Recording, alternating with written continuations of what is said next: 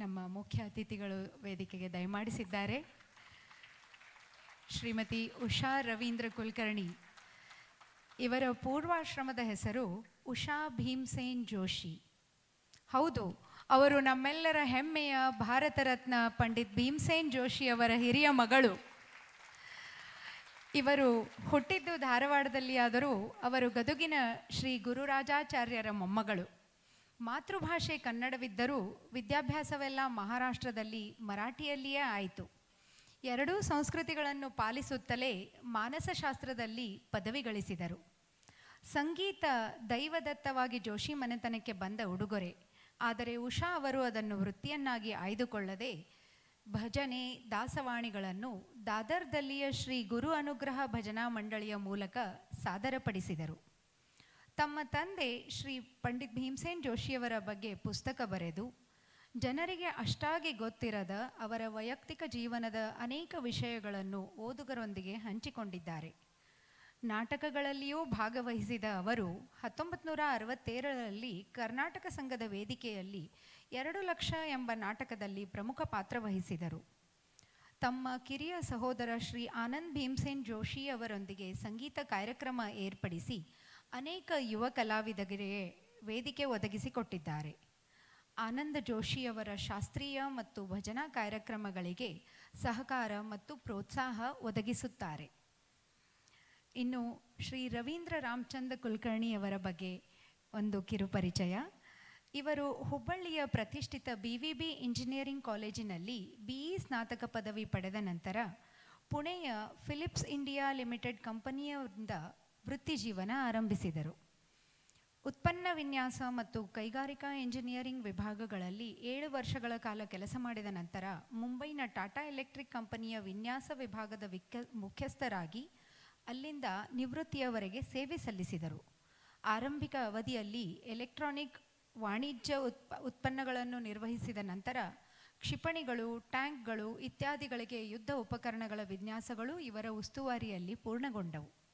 ಶ್ರೀ ರವೀಂದ್ರ ಕುಲಕರ್ಣಿ ಅವರು ಶ್ರೀ ರತನ್ ಟಾಟಾ ಅವರೊಂದಿಗೆ ಕೂಡ ನಿಕಟ ಸಂಬಂಧ ಹೊಂದಿದ್ದರು.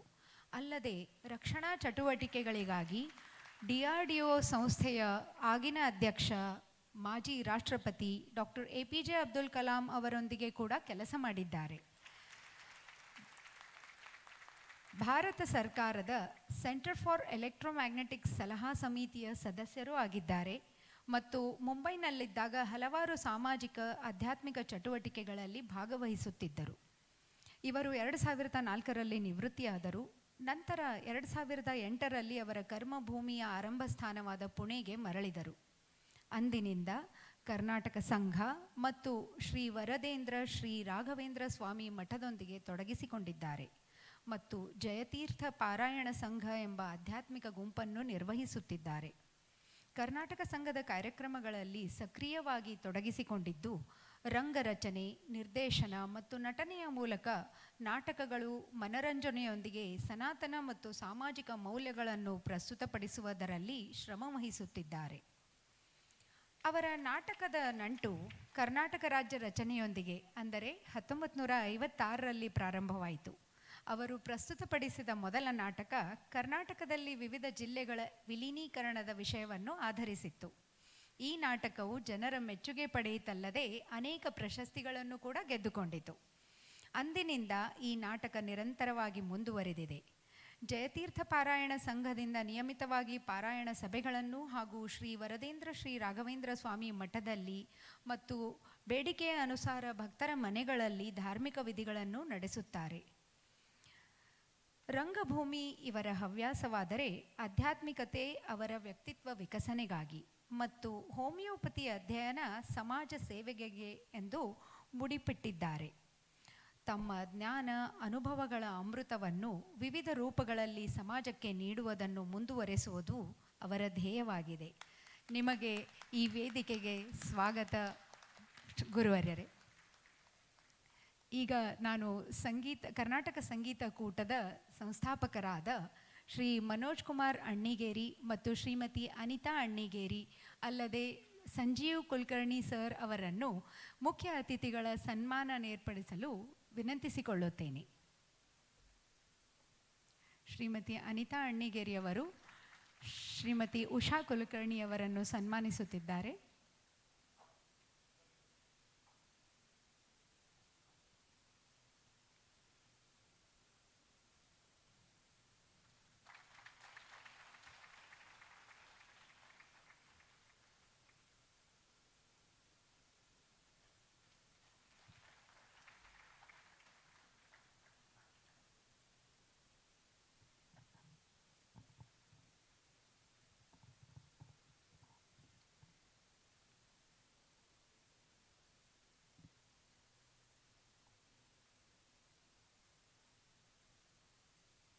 ನಿಮ್ಮ ಉಪಸ್ಥಿತಿಯಿಂದಲೇ ನಮ್ಮ ಈ ಕಾರ್ಯಕ್ರಮಕ್ಕೆ ಮೆರುಗನ್ನು ಹೆಚ್ಚಿಸಿದಿರಿ. ಗೌರವಾನ್ವಿತರೆ, ನಿಮ್ಮ ಈ ಆಶೀರ್ವಾದ ನಮ್ಮ ಕಾರ್ಯಕ್ರಮವನ್ನು ಯಶಸ್ವಿಯನ್ನಾಗಿ ಮಾಡಲಿದೆ.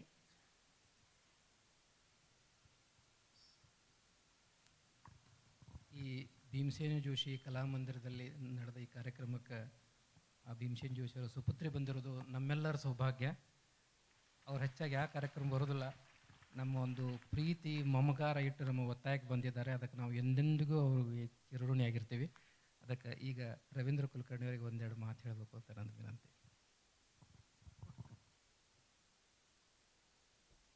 ನಮಸ್ಕಾರ ಎಲ್ಲರಿಗೂ. ನನಗೀಗ ಅವರು ಮಾತಾಡ್ಲಿಕ್ಕೆ ಹೇಳಿದ್ರು ಖರೇದ, ಅವ್ರು ಎಷ್ಟೋ ವರ್ಷದಿಂದ ಮಂದಿ ಹೆಂಗೆ ಮಾತಾಡಬೇಕು ಅನ್ನೋದು ಹೇಳೋದು ನನಗೆ ಗೊತ್ತದ. ನಾ ಹೆಂಗೆ ಮಾತಾಡಬೇಕು ಅನ್ನೋದು ನನಗೆ ಗೊತ್ತದನೋ ಇಲ್ಲೋ ಗೊತ್ತಿಲ್ಲ. ಆದರೂ ಒಂದೆರಡು ಮಾತಾಡೋ ಪ್ರಯತ್ನ ಮಾಡ್ತೀನಿ.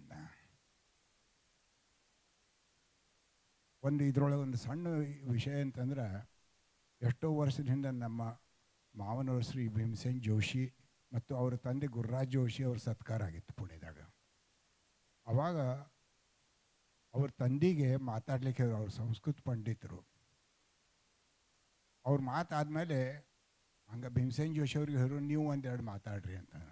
ಆವಾಗ ಅವ್ರು ಕೊಟ್ಟ ಉತ್ತರ ಒಂದು ಭಾಳ ಇದನ್ನು ಕೇಳೋಂಗಿತ್ತು. ನಮ್ಮ ತಂದೆಗೆ ಹಾಡು ಹೇಳಲಿಕ್ಕೆ ಹೋದು, ನನಗೆ ಮಾತಾಡ್ಲಿಕ್ಕೆ ಹೇಳೋದು, ಇವು ತಪ್ಪು ಮಾಡಬೇಡ್ರಿ ಅಂತ ಹೇಳಿದರು ಅವ್ರಿಗೆ. ನಂದು ಸಾಧಾರಣ ಹಾಗೆ ಇದೆ. ಮಾತಾಡೋದಂತಂದ್ರೆ ಒಂದು ಸ್ವಲ್ಪ ಮಾತಾಡ್ತೀನಿ, ಖರೆ ಆ ಸಂಗೀತದ ಬಗ್ಗೆ ನಾ ಮಾತಾಡೋದಂತಂದ್ರೆ ಮಾತಾಡ್ತೀನಿ. ಆದ್ರೆ ಸಂಗೀತದ ಬಗ್ಗೆ ಅಲ್ಲ, ಸಂಗೀತದ ಬಗ್ಗೆನೇ ಮಾತಾಡ್ತೀನಿ. ಹೌದು ಮತ್ತಲ್ಲ ನೋಡೋಣ ಅಂತ. ಈಗ ಎಷ್ಟೋ ಅಂದರೆ ನಮ್ಮ ಹಳೆ ಕಾಲದಾಗ ಯಾವಾಗ ಮನುಷ್ಯ ಜನ್ಮ ಆತು, ಆವಾಗ ಮಂದಿ ತಮ್ಮ ಸೊನ್ನೆಗಳಿಂದ ಮಾತಾಡ್ತಿದ್ರಂತೆ. ಆಮೇಲೆ ಭಾಷಾ ಶುರು ಆಯಿತು. ಭಾಷಾದಿಂದ ಮಾತಾಡ್ಲಿಕ್ಕೆ ಶುರು ಮಾಡಿದರು. ಭಾಷಾದಿಂದ ಶುರು ಮಾಡ್ಲಿಕ್ಕೆ ಮಾತಾಡಿದ ಮೇಲೆ ಅವರು ತಮಗೇನು ಬೇಕು ಕೇಳ್ತಿದ್ರು. ಆದರೂ ಒಂದೇನೋ ಉಳೀತದ ಅಂತ ಅನಿಸಿತ್ತು ಅವರಿಗೆ. ಆ ಭಾಷಾ ಹೇಳಬೇಕಾದ್ರೆ ಅಂದರೆ ಒಂದು ಸಣ್ಣ ಇದನ್ನು ಹೇಳ್ತೀನಿ ನಾನು ನಿಮಗೆ. ಒಂದು ಸಣ್ಣ ಕೂಸಿಗೆ ಮುದ್ದು ಕೊಟ್ಟು ತಾಯಿ ಹೇಳ್ತಾಳೆ, ನನಗೆ ಏನು ಆನಂದ ಆಯ್ತು ಅಂತ ಹ್ಯಾಂಗೆ ಹೇಳಿ ಅಂತ. ಅದನ್ನು ಶಬ್ದದೊಳಗೆ ಹೇಳ್ರಿ ನೋಡೋಣ ಯಾರೇ. ಅದು ಶಬ್ದದಾಗ ಹೇಳಿದ್ರೆ ಶಕ್ಕಿಲ್ಲ. ಆಕೆ ಮಾರಿ ಮೇಲೇನು ಒಂದು ಸಣ್ಣ ಭಾವ ಬಂದು ಆಕೆ ಹೇಳ್ತಿದ್ಲು. ಅದರಷ್ಟು ಎಷ್ಟು ಶಬ್ದದಿಂದ ಹೇಳ್ಬೇಕಂತ ಅನ್ಸರೆ ಒಂದು ಪೇಜೋ 2 ಪೇಜೋ ಬೇಕಾಗ್ತದೆ ಅಷ್ಟು ಮಾತಾಡ್ಲಿಕ್ಕೆ ಅಂತಂದ್ರೆ. ಹಿಂಗೆ ಅಥವಾ ಒಂದು ಚಿತ್ರ ತೋರಿಸಿದ್ರೆ ಸತೆ ಆ ಚಿತ್ರದಿಂದ ಒಮ್ಮೆಲ್ಗೆ ಎಲ್ಲ ಗೊತ್ತಾಗ್ತದೆ. ಇದು ಏನದಲ್ಲ, ಇದು ಭಾಷಾದ ಮುಂದಿನ ಭಾಗದ. ನಮ್ಮ ಭಾವನೆಗಳನ್ನು ತೋರಿಸುವ ಅನೇಕ ಶಬ್ದಗಳು ಭಾಷಾದಿಂದ ಮುಂದೇನು ಹೋಗ್ತಾವ, ಅದರಾಗ ಸಂಗೀತ ಒಂದದ. ಈ ಸಂಗೀತ ಏನದಲ್ಲ, ಇದರಿಂದ ಮನುಷ್ಯ ತನ್ನ ಭಾವಗಳನ್ನು ಬರೀತಾನ, ತಮ್ಮ ಭಾವಗಳಿಂದ ಬಾರಿಸ್ತಾನ, ಆ ಭಾವಗಳನ್ನು ಪ್ರಕಟಪಡಿಸ್ತಾನ, ಮತ್ತು ಆ ಭಾವಗಳಿಂದ ಹಾಡ್ತಾನ, ಮತ್ತು ಕೇಳೋರು ಆ ಭಾವಗಳಿಂದ ಕೇಳ್ತಾರೆ. ಇವನ್ನೆಲ್ಲ ತುಂಬಿಕೊಡುವುದಂತಂದ್ರೆ ಈ ಭಾಷೆಯ ಮುಂದಿನ ಭಾಗ ಯಾವುದು ಭಾಷೆಯಿಂದ ಸಾಧಿಸುವುದು ಶಕ್ಯವಿಲ್ಲ, ಅದನ್ನು ಇವನ್ನೆಲ್ಲಗಳು ಸಾಧಿಸ್ತಾವ. ಅಂಥದ್ದು ಕನ್ನಡದ ಕೂಟ ಇವರು ಮಾಡ್ಲಿಕ್ಕತ್ತಾರೆ. ಇದು ದೊಡ್ಡ ಕೆಲಸ ಮಾಡ್ಲಿಕ್ಕತ್ತಾರೆ ಅವರು. ಯಾವ ಕಲಾಕಾರಗ ನಾನು ಏನು ಮಾಡ್ತೀನಿ ಅನ್ನೋದನ್ನು ನಾನು ಮಾಡಬೇಕು, ಮಾಡಿ ತೋರಿಸ್ಬೇಕು ಅಂತ ಅನಿಸ್ತದೆ. ಅವಾಗ ಅದನ್ನು ಒದಗಿಸಿಕೊಡೋದು ಒಂದು ಕೆಲಸ. ಆ ಕೆಲಸ ಕೊಟ್ಟಾಗ ಅವ್ರಿಗೇನು ಆನಂದ ಆಗ್ತದೆ ಅದು ಅವರ್ಣನೀಯ ಇರ್ತದೆ.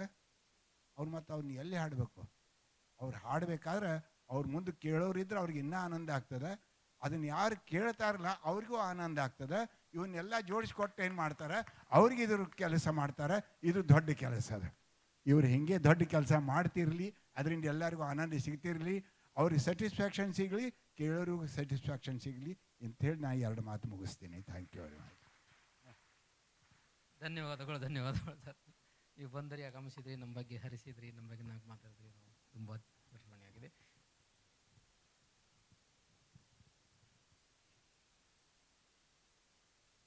पूज्याय राघवेंद्राय सत्यधर्मव्रताय च भजतां कल्पवृक्षाय नमतां कामधेनवे. ಇದು ಎಲ್ಲ ರಾಯರ ಪ್ರೇರಣಾ. ಒಂದು ಗದಗಿನ ಮನುಷ್ಯ ಪುಣೆದಂಥ ಊರಾಗ ಅಲ್ದ ಇಡೀ ಜಗತ್ನ್ಯಾಗ ಇದು ಮಾಡಿ ಭಾರತದ ದೊಡ್ಡ ಇದು ಭಾರತ ರತ್ನ ಪಡೆದು ಅದರ ಇಷ್ಟು ದೊಡ್ಡ ಹಾಲು ಅವ್ರ ಹೆಸರಲ್ಲೇ ಕಟ್ಟಿ, ಯಾವ ಊರಾಗ ಅವ್ರು ಸೈಕಲ್ ಮೇಲೆ ಓಡಾಡಿದ್ರು, ನಡ್ಕೋತ ಓಡಾಡಿದ್ರು, ಎಲ್ಲಿ ಹೇಳ್ದಲ್ಲೇ ಹಾಡ್ಕೋತ ಓಡಾಡಿದ್ರು. ಇದಕ್ಕೆ ಇಲ್ಲಿಗೆ ಬರಲಿಕ್ಕೆ ಇದು ದೇವ್ರದು, ರಾಯರದು, ಹಿರಿಯರ ಪುಣ್ಯ, ಇದು ಅನುಗ್ರಹ. ಮತ್ತು ನಮ್ಮ ಮಂತೆನದ ಮ್ಯಾಲೆ ಇದ್ದದ್ದು ದೇವರ ಕೃಪಾನೆ ಅನ್ನೋದು. ಮತ್ತು ನಾವು ಅವರು ಹಟ್ಟಿಲೇ ಹುಟ್ಟಿದ್ದು, ಇದು ನಮ್ಮದು ಪೂರ್ವ ಜನ್ಮದ ಪುಣ್ಯನೇ. ನಾವು ಹುಟ್ಟಿದ್ದು ಖರೆ ಅದ, ಆದ್ರೆ ಅವರು ತಮ್ಮ ಹಾಡಿನಾಗ ಇಷ್ಟು ಗುಂಗಿದ್ರು ಮತ್ತು ಕಡಿವರೆಗೂ ಅವರು ಬೇರೆ ಬೇರೆ ಪ್ರಯೋಗ ಮಾಡ್ತಾನೆ ಇದ್ದರು. ಹೀಗಾಗಿ ನಮಗೆ ಇದ್ರಾಗ ಹಾಡಿನ್ಯಾಗ ನೈಪುಣ್ಯ ಸಾಧಿಸ್ಲಿಕ್ಕಾಗಲಿಲ್ಲ. ಖರೆ ಹಾಡೇನು ನಮಗೆ ಅರೇದಿಲ್ಲ, ಅದ್ರಾಗೆ ಹುಟ್ಟಿ ಅದ್ರಾಗೆ ಬೆಳೆದ್ವಿ ನಾವು, ಅದೇ ಕೇಳಿದ್ವಿ. ಆ ಬೆಳ್ಯಾಕೆ ಇಷ್ಟು ಎಲ್ಲ ಕಲಾದು ಸುವರ್ಣ ಯುಗ ಇತ್ತು. ಎಲ್ಲ ಕಡೆ ಪುಣೆದಂಥ ಊರಾಗ ನಾವಿದ್ವಿ. ಕಲ್ಚರಲ್ ಪ್ರೋಗ್ರೆಸ್ ಇಷ್ಟಿತ್ತು. ನಾಟಕ ಆಗಲಿ, ಹಾಡಾಗಲಿ, ದೊಡ್ಡ ದೊಡ್ಡ ಹಾಡೋರೆಲ್ಲ ಆ್ಯಕ್ಚುಯಲ್ ರೋಡ್ ಮೇಲೆ ಹಾಡ್ತಿದ್ರು. ಅಂಥ ಇದ್ರಾಗಿಂದ ನಾವು ಹುಟ್ಟು ಬೆಳೆದ್ವಿ. ಇದು ನಮ್ಮದು ಒಂಥರದ ಪುಣ್ಯನೇ ಅನ್ನೋದು. ಅಂಥ ಇದ್ರಾಗ ಈಗ ಲೈಟ್ ಮ್ಯೂಸಿಕ್ ಇದು ಏನು ಇದು ಅಲ್ಲ, ಇದು ಈಗ ಕಾಳದ್ದು ಈಗಿಂದ ದಿವ್ಸದ ಗರಜೇ ಆಗ್ಯದ. ಯಾಕಂದ್ರೆ ಈ ಮೊದ್ಲಿಗಿನ ಕಾಲದಾಗ ಎಷ್ಟು ಹೊತ್ತು ಕೂತ್ ಕೂತ್ ಮೈಫಿಲ್ ಕೇಳೋದಂದ್ರಿ, ಇದು ಅಂದ್ರಿ ಮನುಷ್ಯಾಗ ವೇಳೆ ಇತ್ತು. ಹಂಗೆ ಈಗ ಅಷ್ಟು ಕೇಳಲಿಕ್ಕೂ ಟೈಮ್ ಇಲ್ಲ ಮನುಷ್ಯಾಗ. ಮತ್ತು ಅಷ್ಟು ಇದು ಮಾಡೋದು ಶಕ್ತಿನೂ ಇಲ್ಲ ಒಂದು ರೀತಿ. ಆವಾಗಿನ ಹಾಡೋರ ತಾಕತ್ತು ಬೇರೆ ಇತ್ತು, ಅವ್ರ ರಿಯಾಜು ಬೇರೆ ಇತ್ತು, ಅವ್ರ ಸಾಧನನೂ ಬೇರೆ ಇತ್ತು, ಮತ್ತು ಇಡೀ ಆಯುಷ್ಯ ಅವ್ರು ಅದಕ್ಕೆ ಹಾಕ್ತಿದ್ರು. ಈಗಿನ ಇದ್ರ ಪ್ರಕಾರ ಹಂಗೆ ಶಕ್ಕಿಲ್ಲ. ಬರೇ ಕಲಾದ ಮೇಲೆ ಹೊಟ್ಟಿ ನಡೆಸೋದು ಭಾಳ ಕಠಿಣ ಅದ. ಹೀಗಾಗಿ ಲೈಟ್ ಮ್ಯೂಸಿಕ್ ಇದು ಫಿಲ್ಮ್ ಸಂಗೀತ ಆಗಲಿ, ನಾಟ್ಯ ಸಂಗೀತ ಆಗಲಿ, ಭಾವಗೀತ ಆಗಲಿ, ಇವು ಎಲ್ಲ ಉತ್ತಮೇ ಅವ. ಇಷ್ಟೇ ಅದಕ್ಕೆ ಕ್ಲಾಸಿಕಲ್ ಬೇಸ್ ಇದ್ರೆ ಅದಕ್ಕೆ ಭಾಳ ಇದು ಇತ್ತು. ಹಳೆ ಹಾಡು ನಾವು ಅಂತೀವಿ ಈ ಯಾಕೆ ಇಷ್ಟು ವರ್ಷ ಆದ್ರೆ ನಾವು ಮರೆಯೋದಿಲ್ಲ, ಯಾಕಂದ್ರೆ ಅವು ಎಲ್ಲ ಕ್ಲಾಸಿಕಲ್ ಬೇಸ್ ಮೇಲೆ ಇದ್ದು. ಹೀಗಾಗಿ ಎಲ್ಲರೂ ಕಲಿಯೋರು ಮೊದಲ ಸಪ್ತ ಸ್ವರದ ಮೇಲೆ ಇದು ರಿಯಾಜ್ ಮಾಡಿ ಆಮೇಲೆ ಅವು ಕಲಿತು ನೀವು ಮಂದಿದ ಮನೋರಂಜನೆ ಮಾಡಿದರೆ ಅದು ಭಾಳ ಚಲೋ ಅದ. ನಾ ಏನು ಉಪದೇಶ ಮಾಡೋಷ್ಟು ನಂದು ಇದು ಇಲ್ಲ, ಆದ್ರೆ ಕ್ಲಾಸಿಕಲ್ ಬೇಸ್ ಇದು ಇಂಪಾರ್ಟೆಂಟ್ ಅದ. ಆ ಸಪ್ತ ಸ್ವರದಾಗ ಇಡೀ ಸಂಗೀತ ನಿಂತದ, ಯಾವುದೇ ಥರದ್ದು ಇರಲಿ ಅದು. ಇದು ನಮ್ಮ ತಂದಿನೂ ಅಂತಿದ್ರು, ಯಾವುದೂ ಸಂಗೀತ ಕಮ್ಮಿ ದರ್ಜಾ ಹೆಚ್ಚು ದರ್ಜಾ ಹಂಗಿಲ್ಲ, ಎಲ್ಲದ್ರಾಗಿನ ಚಲೋ ತೊಗೊಂಡು ಚಲೋ ಸಂಗೀತ ಅವ್ರು ತಂದು ಭೀಮಸೇನಿ ಗಾಯಕಿ ನಿರ್ಮಾಣ ಮಾಡಿದರು. ಅದು ಎಲ್ಲೇ ಹೋದರೆ ಯಾವುದೇ ಆಯ್ತು ಸಂಗೀತದಾಗೆ ಇಲ್ಲ, ಎಲ್ಲ ಕಡೆ ಏನು ಚಲೋ ಅದ ಅದನ್ನು ತಗೋಬೇಕು, ಕೆಟ್ಟದ ಅದು ಬಿಡಬೇಕು. ಇಷ್ಟು ಹೇಳಿ ನಾನು 2 ಮಾತು ಮುಗಿಸ್. ಧನ್ಯವಾದಗಳು ಸರ್.